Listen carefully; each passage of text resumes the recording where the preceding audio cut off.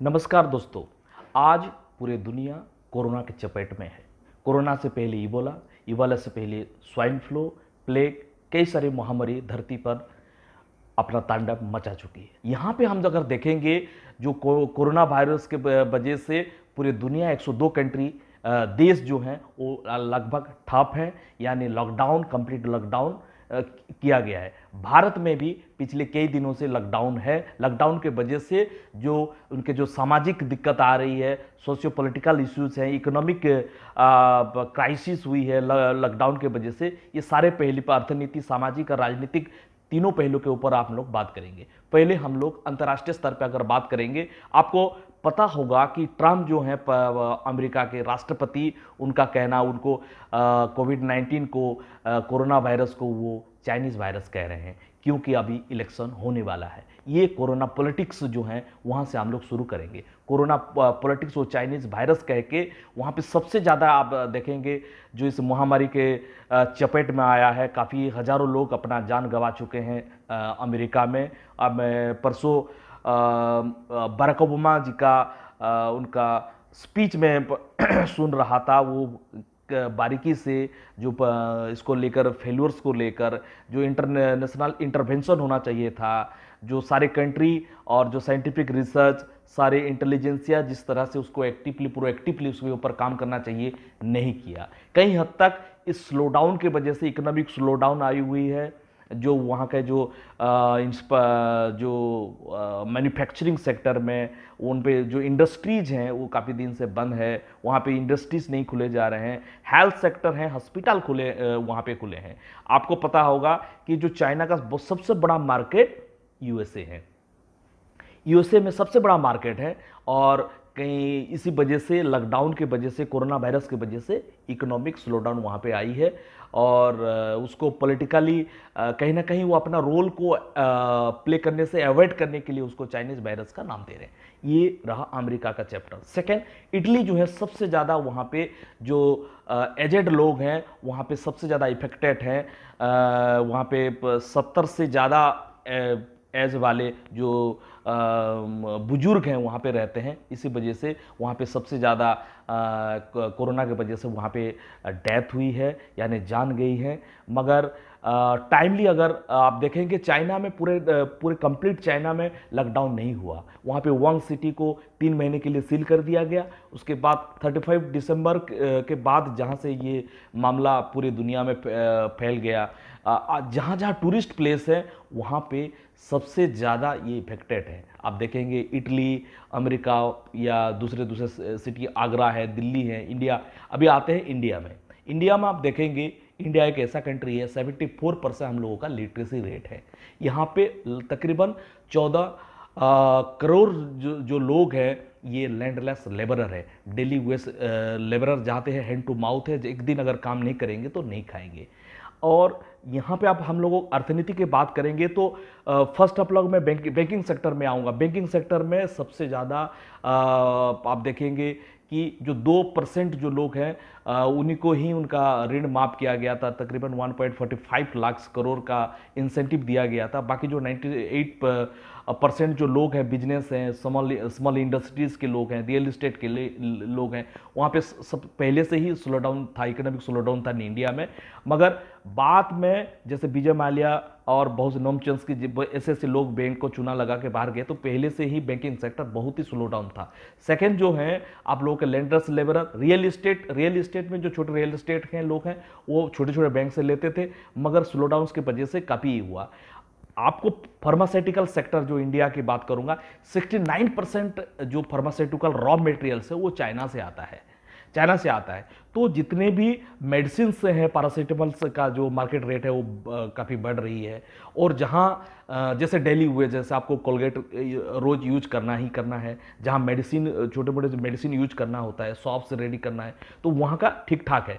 मगर जो कम्युनिकेशंस जो है, जहाँ पे लोग ट्रैवल नहीं कर रहे हैं, तो फ्यूल, पेट्रोल हुआ, डीजल हुआ, सीएनजी हुआ, उसका यूज़ नहीं हो रहा है, तो उसका रेट्स वगैरह जितने भी कम हो सकते हैं।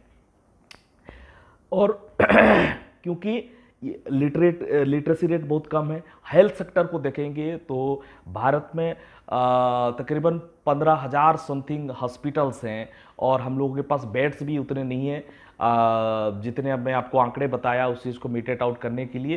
तो जो खास करके हम लोगों को करना क्या है, अभी इकोनॉमिक का पॉलिसीज है कि भी से अगर स्लोडाउन की वजह से भी सेप आएगा, भी के बाद फिर तुरंत राइज कर जाएगा। दूसरा यू सेप, यू सेप माने तो स्लोडाउन की वजह से नीचे आएगा इकोनॉमिक रेट, उसके बाद धीरे धीरे करके कुछ टाइम तक वो स्लो डाउन रहेगा, डाउन रहेगा, इसके बाद सडन स्टेडीली उसको राइज करेगा।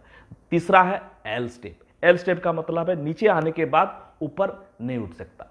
ये अर्थनीति के बारे में हम लोग बात किया। दूसरा जो अमेरिका में जो पॉलिटिक्स का जो कोरोना वायरस, कोरोना पॉलिटिक्स जिसको मैं कहूँगा, कोरोना पॉलिटिक्स का मतलब है कि जैसे कि ट्रंप राष्ट्रपति, जो अमेरिका के राष्ट्रपति, उन्होंने कहा कि ये चाइनीज वायरस है, उसको अवॉइड किया, अपने रूल को अवॉइड किया। इंडिया में जो पॉलिटिक्स चल रहा है, ठीक है, ताली बजाओ, थाली बजाओ, उसके बाद दिया जलाओ, ठीक है, लेकिन हॉस्पिटल्स कितने हैं, कितने बेड रेडी किए हैं आप, कितने मास्क आप लोग, पीपीई कितने दे रहे हो। काफ़ी ऐसे सोशल साइट्स पे या सोशल न्यूज़ पे, नेटवर्किंग पे ये मैसेज आ रहा है कि डॉक्टर्स लोगों के पास पीपीई है नहीं, तो इलाज कैसे करेंगे। अभी हम देखेंगे कि कोरोना का ट्रीटमेंट कैसे किया जा रहा है। सपोज आप पॉजिटिव पाए गए, ऐसा नहीं है कि आपका मृत्यु हो जाएगा, वैक्सीन इसका नहीं है, यानी उसको आपको आपके इम्यूनी सिस्टम के ऊपर, आपके खान पान के ऊपर, आपका डेली एक्सरसाइज करते, जो मरीज हॉस्पिटलाइज थे या क्वारंटाइन में थे, उनको विटामिन सी, विटामिन ई दिया जा रहा था, सन में रखा जाता था, अंडे जो पौष्टिक आहार उनको दिया जाता था, कि छोटा मोटा एक्सरसाइज किया जाता था कि वो लोग इम्यून सिस्टम फिट रखें। तो जिनका पहले से ही वो लोग बीमार हैं, किसी प्रकार का आपका स्टोमक काम नहीं कर रहा है, किडनी काम नहीं कर रहा, हार्ट काम नहीं कर रहा है, आप किसी तरह से बीमार हैं, आप पहले से इल हैं, आपके इम्यून सिस्टम लगभग ख़त्म है, तो उन्हीं लोगों को ज़्यादा से ज़्यादा परेशानी है। अभी फिलहाल ये सिर्फ आपको विज्ञान बचाएगा, धर्म नहीं बचाएगा। धर्म से जोड़कर आपको इसको मत देखिए। बहुत सारे लोग पैसा दिए, बहुत सारे लोग करोड़ों रुपया, टाटा मेमोरी 1500 करोड़ रुपया दिया, बहुत मुकेश अंबानी भी दिया, बहुत से बड़े बड़े लोगों ने पैसे दे रहे हैं, राहत फंड्स में दे रहे हैं, तो उसको चलते डबल फंड्स बनाई जा रहे हैं। तो ऐसे ही जैसे सलमान खान है, डायरेक्टली उन्होंने कोरोना पीड़ित लोगों, लेबर्स लोगों को पैसा ट्रांसफ़र किया।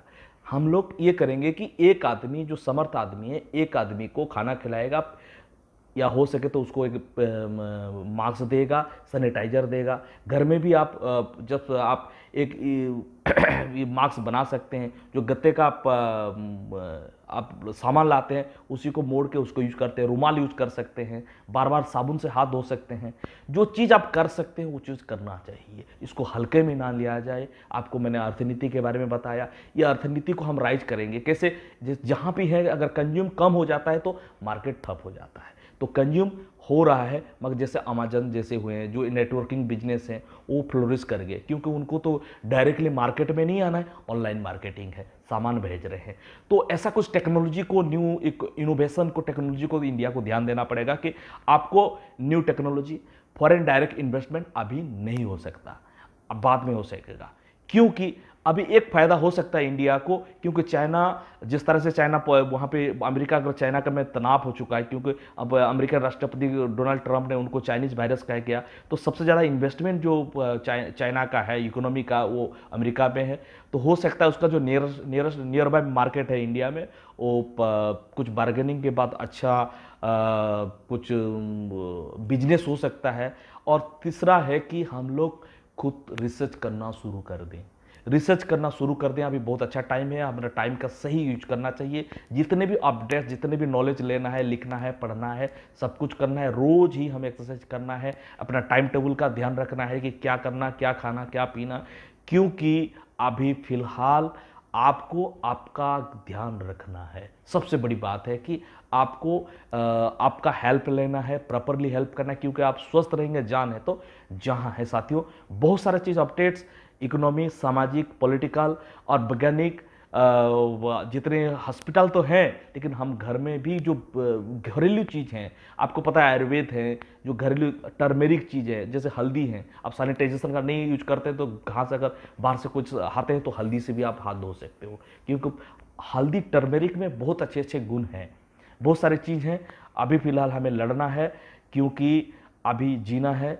अब घड़ी का अभी टिक टिक टिक कर रहा है, ये भी टाइम एक जगह पे नहीं टिकता, बदलते जाता है। उससे पहले भी हम बहुत सारी महामारी, वर्ल्ड वार को देख चुके हैं, world war, first world war, second world war, cold war को झेल चुके हैं हम लोग। पहले मच्छर ऐसे मच्छर का जो होता था पीएबार पीबीआर, सामान्य बुखार से लोग मर जाते थे, पोलियो से 1000 लोग जाने जाते थे। तो कोई बात नहीं, इसके ऊपर रिसर्च हो रही है, आज नहीं तो कल वैक्सीन आएगा। हम लोग अभी ह्यूमैनिटी, ये किसका जात धर्म कुछ भी नहीं है, हम लोग किसी भी झांसे में ना आए, क्योंकि एक न्यूज़ पेपर हुआ, न्यूज़ चैनल हुआ, उनका प्रॉपर एजेंडा है। उनको वो खास तरह के उनके माई बाप है, उनके इशारे से वो काम करते हैं, उनके इशारे में नहीं आना है। और गवर्नमेंट जो गाइडलाइंस दे रही है उसको हमें ध्यानपूर्वक और डिसिप्लिन रखते हुए उसको पालन करना है। और आपने मेरे साथ बने रहे, आपका बेहतर। मैं हूँ advocate RR Bagh, supreme court of India, motivational speaker हूँ, और सामाजिक पहलू पे देश की, दुनिया की सारे सामाजिक आर्थिक हालातों के ऊपर मैं बोलते रहता हूँ और आते रहता हूँ। थैंक यू, धन्यवाद, गुड नाइट।